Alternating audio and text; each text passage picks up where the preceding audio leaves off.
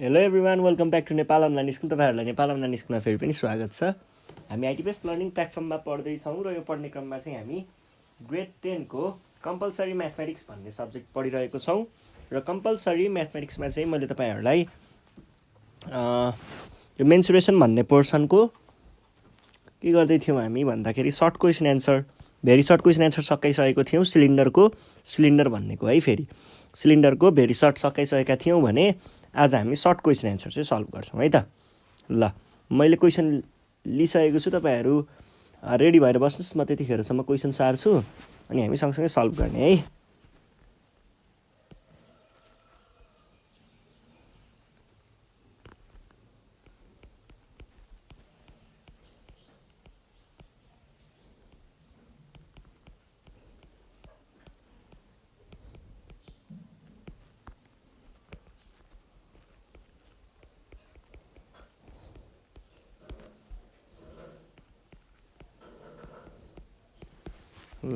ल सुरु गरौँ है।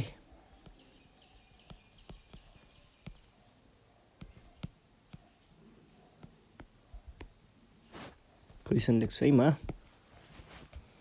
यहाँ के भनिएको छ क्वेसनमा भन्दाखेरि a cylinder has a radius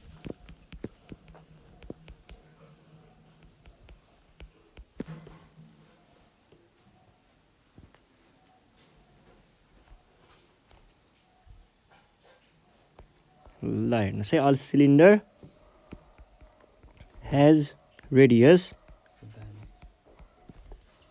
7 units भनेर भनेको छ एन्ड हाइट 10 युनिट।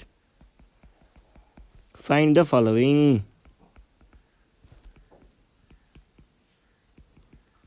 अब यस्तो यस्तो भनेर भनेको छ। एउटा सिलिन्डर पनि दिएको रहेछ। रोक्नुहोस् है, फिगर बनाऊ।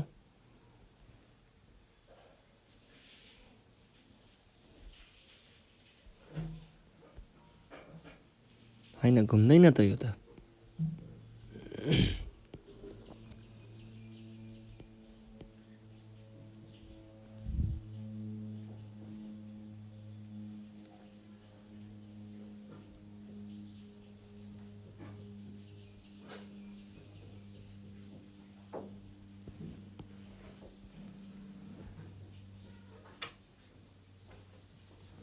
यो भयो।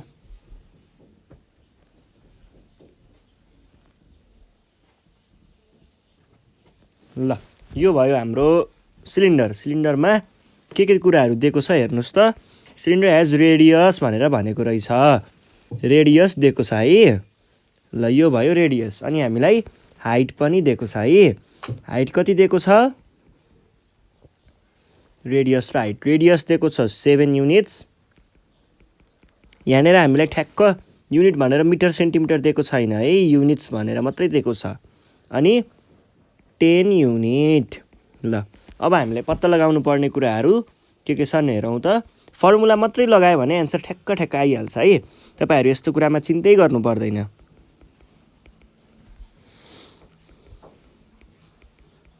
सर्कमफेरेन्स अफ बेस अनि कर्भ सर्फेस एरिया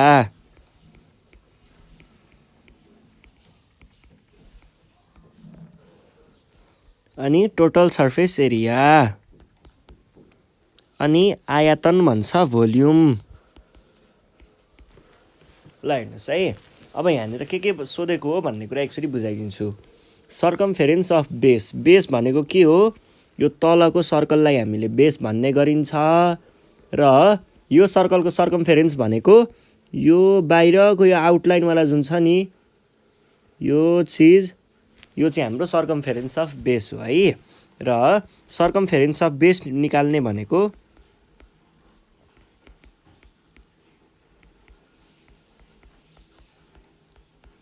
चाहिँ यो सर्कलको हामीलाई सर्कमफेरेन्स निकाल्नु पर्नेछ। र यो सर्कलको सर्कमफेरेन्स भनेको चाहिँ कति हुन्छ त? यो सर्कलको सर्कमफेरेन्समा यहाँनिर हामीलाई आर दिइसकेको छ भनेदेखि यो भनेको के हुनु पर्यो? 2πr हुनु पर्यो। सर्कमफेरेन्सलाई हामीले पेरिमिटर अफ सर्कल पनि भन्ने गरिन्छ है। ल, 2 पाई r भनेको 2 पाई इन्टु 7 भनेको कति आयो 2 पाई टाइम्स 7 भनेको 2 टाइम्स 22/7 इन्टु 7 7 र 7 काट्नुहोस् 44 आएको हो 44 मात्रै लेखेर हुँदैन है युनिट्स भनेर सोधेको छ त्यही भएर युनिट्स पनि लेख्नु है ल यो भयो।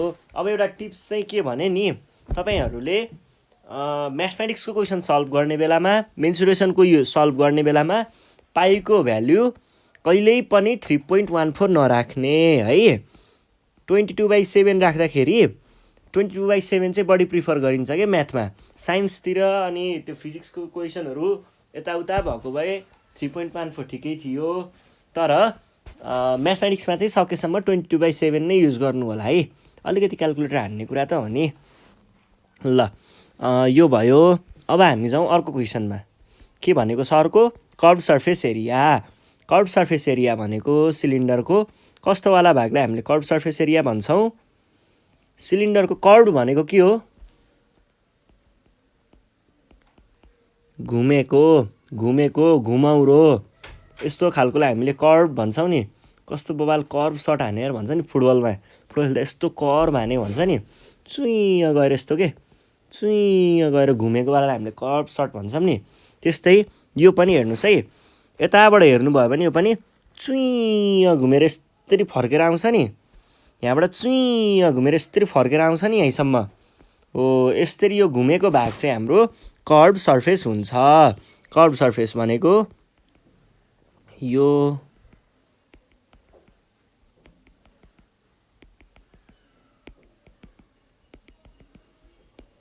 यो अगाडिबाटको सर्फेस पछाडिपट्टि भाग पनि छ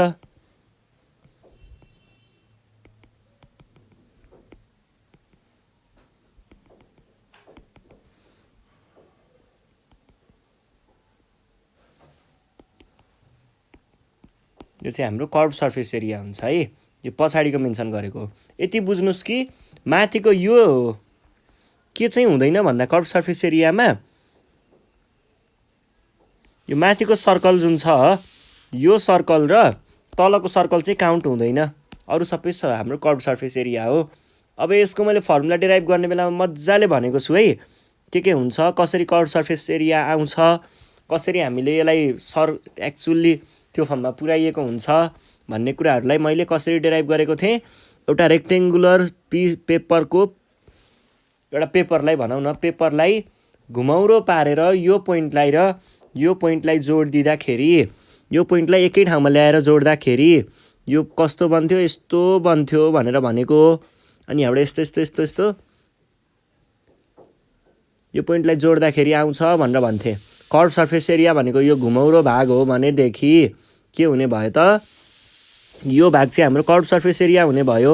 अब यसको एरिया निकाल्न हामीले के गर्नुपर्छ लेन्थ टाइम्स ब्रेथ भनेको के हुने भयो ब्रेथ भनेको यो सिलिन्डरको हाइट अनि लेन्थ भनेको त यो भाग हो हेर्नुस् त यो भाग भनेको लेन्थ हो यो भनेको फेरि के पनि हो त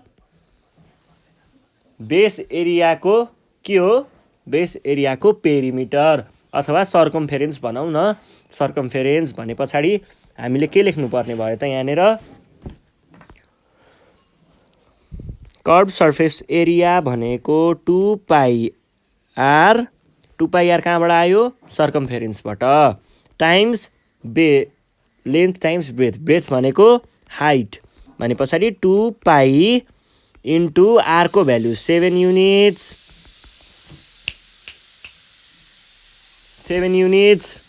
अनि एचको भ्यालु 10 युनिट्स भनेपछि के हुने भयो 2 times 22/7 times 7 units times 10 units भनेको के हुने भयो त 7 र 7 क्यान्सल 2 टाइम्स 22 भनेको 44 युनिट्स टाइम्स 10 युनिट्स भनेको भ्यालु कति आउने भयो त 440 युनिट्स मात्रै लेखेर भयो त युनिट्स र युनिट्स भनेपछि युनिट्स स्क्वायर ल सकियो है। अब हामी जाउँ अर्को क्वेसनले के सोधिरहेको छ total surface area. Total surface area भनेको के हो त? टोटल सर्फेस एरिया भनेको यो सिलिन्डरमा भएको जताबाट पनि हामीले देखिन्छ नि, जुन सर्फेस देखिन्छ नि, जति पनि सर्फेस हामीले यो सिलिन्डरमा देख्न सकिन्छ त्यो सबै सर्फेसहरू चाहिँ हाम्रो टोटल सर्फेस एरिया हो। अब के पर्छ त टोटल सर्फेस एरियामा भन्ने पनि कुरा आउनसक्छ। टोटल सर्फेस एरिया भनेको यो कर्भ सर्फेस एरिया जुन छ अघि मैले देखाएको घुमाएर त्यो त देखिन्छ घुमेको भाग। हामीले सिलिन्डरको यो माथिको भाग पनि देख्न सकिन्छ, तलको भाग पनि देख्न सकिन्छ भने पछाडि एउटा बेस एरिया, दुईटा बेस एरिया पनि देख्न सकिन्छ। कर्भ सर्फेस एरिया प्लस दुईटा बेस एरिया देख्न सकिने भएको हुनाले हामीले टोटल सर्फेस एरियालाई के भन्छौँ त? CSA प्लस 2 बेस एरिया भनेको। CSA भनेको चाहिँ के हो? CSA भनेको मैले माथि निकालेको छु, यहाँ छ 440 युनिट्स स्क्वायर प्लस 2BA भनेको 2 बेस एरिया। बेस एरिया भनेको पाई आर स्क्वायर। यो भनेको 440 युनिट्स प्लस 2 टाइम्स पाईको भ्याल्यु 22/7 टाइम्स 7 युनिट्सको स्क्वायर। यो भनेको के हुन्छ त? 440 units plus 2 times 22/7 into 49 units. 7 र 49 लाई काट्नुहोस् त कति आउँछ? 440 युनिट्स प्लस 2 टाइम्स 22 44। 44 टाइम्स 7 भनेको कति हुन्छ? भनेको कति 308 हुन्छ। 7 28 7 4 28 टु 308 युनिट्स। यो भनेको युनिट्स स्क्वायर पनि आउँछ होला हौ। भनेको कति आउँछ त? 748 युनिट्स स्क्वायर। यो भनेको हाम्रो एन्सर हो है त। ल सजिलो कुरा थियो, केही पनि गाह्रो छैन है। अब अर्को क्वेसनले के भन्दैछ हेरौँ है त। अर्को क्वेसन भनेको के छ? टोटल सर्फेस एरिया पछि भोल्युम। केही पनि गाह्रो कुरा छैन। भोल्युम भनेको त झन् सबैभन्दा सजिलो।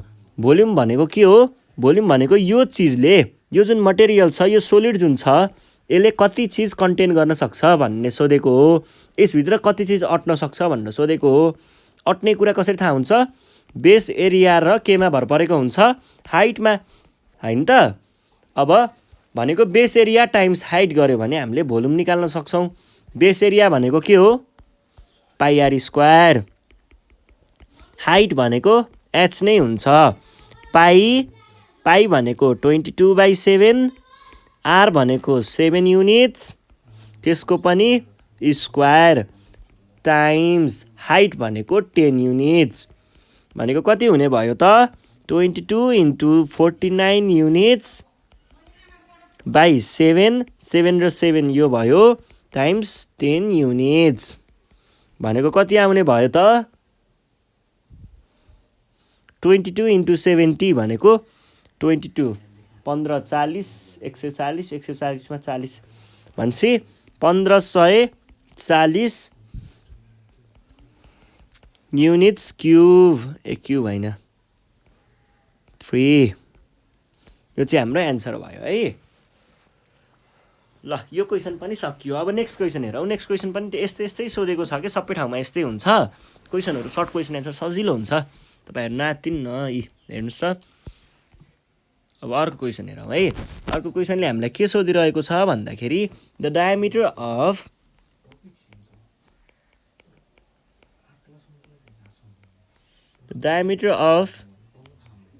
base of a cylinder is 14 centimeter and height is 20 centimeter. Find its CSA. यो भयो है। अब हामीलाई डायमिटर दिएको छ, कर्भ सर्फेस एरिया पत्ता लगाउनु छ। दुई तरिकाले गर्न सकिन्छ है। के हो त भन्दाखेरि एउटा भनेको हाम्रो डाइरेक्ट डायमिटरबाट नै कर्भ सर्फेस एरिया निकाल्ने फर्मुला हुन्छ। एउटा भनेको चाहिँ कर्भ त्यो डायमिटरलाई रेडियसमा चेन्ज गरेर कर्भ सर्फेस एरिया निकाल्ने फर्मुला हुन्छ। ल कुन चाहिँ युज गर्ने पहिला? ल पहिला डायमिटर युज गरेर गर्ने गरौँ है त। गिभन के छ डायमिटर भनेको? डायमिटर डी भनेको चाहिँ क्वेसनले दिएको छ 14 भनेर दिएको छ है, 14। अनि हाइट भनेको हाइट एच भनेको 20 सेन्टिमिटर। अब हेर्नुहोस् त अघि हामीले यहाँ डिराइभ गरेको थियौँ नि कर्भ सर्फेस एरिया भनेको घुमेको वाला हो, घुमेको भनेको यस्तो हुन्छ, यसमा यसरी हामीले फोल्ड गरेकोलाई यस्तो पेपरलाई घुमायो भने यस्तो हुन्छ, अनि यस्तोमा कर्भ सर्फेस एरियाले यो र योलाई माथिकोलाई लाई गर्दैन, बिचकोलाई मात्रै लाई गर्छ। बिचकोलाई लाई गर्नको लागि त्यसको एरिया हुन्छ। एरिया भनेको लेन्थ टाइम्स ब्रेथ हो। लेन्थ भनेको के हो? सर्कमफेरेन्स हो। सर्कमफेरेन्स ब्रेथ भनेको हाइट हो। हाइट र सर्कमफेरेन्सलाई मल्टिप्लाई गर्ने भनेर पढेको हो। अब त्यसलाई नै हामीले सर्कमफेरेन्सलाई डायमिटरको फर्ममा लेख्नु पर्यो है। त्यो भएपछि हामीले सल्भ गर्न सकिन्छ। ल सिएसए भनेको के भयो? सर्कमफेरेन्स टाइम्स हाइट। सर्कमफेरेन्स भनेको पाइडी हुन्छ डायमिटरको फर्ममा है। अनि हाइट भनेको कति भयो? 22/7 into 14 into 20 equals to 2 4 4 8 88 880 centimetre square लेख्ने सकाइदिने है। यही कुरालाई तपाईँहरूले रेडियसबाट गर्नुहुन्थ्यो भने रेडियस भनेको के हुन्छ? Diameter by 2। डायामिटर बाई 2 भनेको 14 सेन्टिमिटर बाई 2, यो भनेको कति आयो? 7 सेन्टिमिटर। अब सिएसए भनेको हामीले रेडियस युज गरेर गर्नु पर्यो भने 2πRh हुन्छ है। अब 2πR भने 2 पाईको भ्यालु 22/7 है। 22/7 इन्टु R भनेको 7 इन्टु H भनेको 20। 7 र 7 क्यान्सल, बाँकी रह्यो 2 44 44 दुना, यो भयो एन्सर। ल जताबाट गरे पनि एउटै एन्सर आउने हो, त्यही भएर जुन प्रयोग गर्दा पनि हुन्छ है। आफूलाई जुन चाहिँ सजिलो लाग्छ त्यही चाहिँ गर्दाखेरि राम्रो है। ल अब अर्को क्वेसनले के भन्छ एकचोटि हेरौँ। अर्को क्वेसन पनि त्यस्तो गाह्रो त छैन, तर के भनेको छ हेरौँ है। Find the volume. भोल्युम पत्ता लगाउनु पर्ने अरे। Find the volume of the given solid where the radius of base is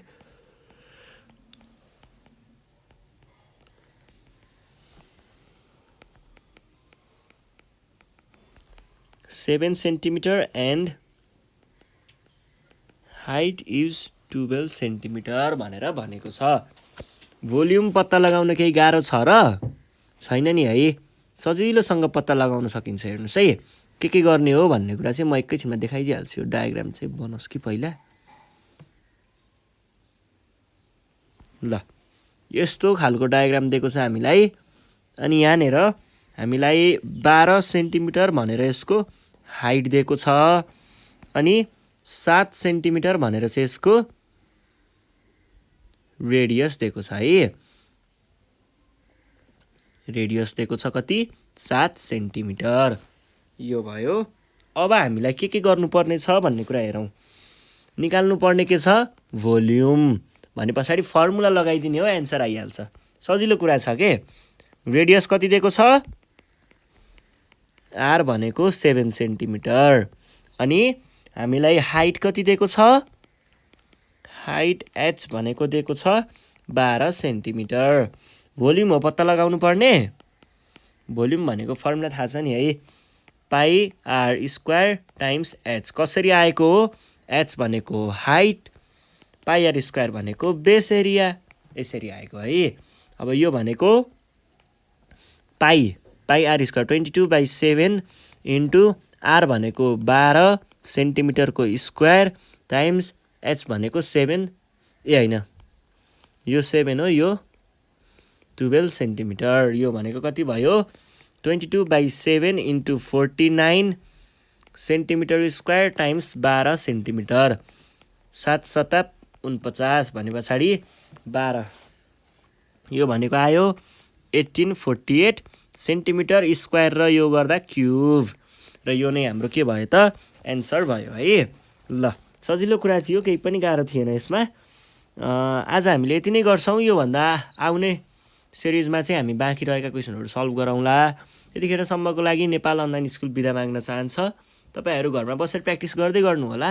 केही प्रब्लम आयो भने हामीलाई यो नम्बरमा कन्ट्याक्ट गर्न सक्नुहुन्छ, 98 495 95 895। सजिलो नम्बर छ, हामीलाई कन्ट्याक्ट गरेर आफ्नो प्रब्लमहरू टिपाउन सक्नुहुन्छ। यदि प्रब्लमहरू धेरै छ भने हामीलाई तपाईँहरूले फोन मार्फत पनि आफ्नो प्रब्लमहरू भाइबरमा अथवा वाट्सएप मार्फत पनि आफ्नो प्रब्लमहरू चाहिँ हामीलाई भन्न सक्नुहुन्छ। अनि 7-8वटा जतिलाई फोटो खिचेर आफ्नो नामसहित पनि पठाउन सक्नुहुन्छ है। नामसहित पठाउनु होला, पठाउँदा ताकि हामीले तपाईँहरूलाई थ्याङ्क यू भनेर नामसहित थ्याङ्क यू भन्दै तपाईँहरूको क्वेसनको सोल्युसन चाहिँ हामीले युट्युबमा राख्न सकौँ है। ल यति भन्दै बिदा माग्छु। साथीहरूलाई सेयर गर्दै गर्नु होला र सब्सक्राइब गर्न नबिर्सिनु होला है त। धन्यवाद।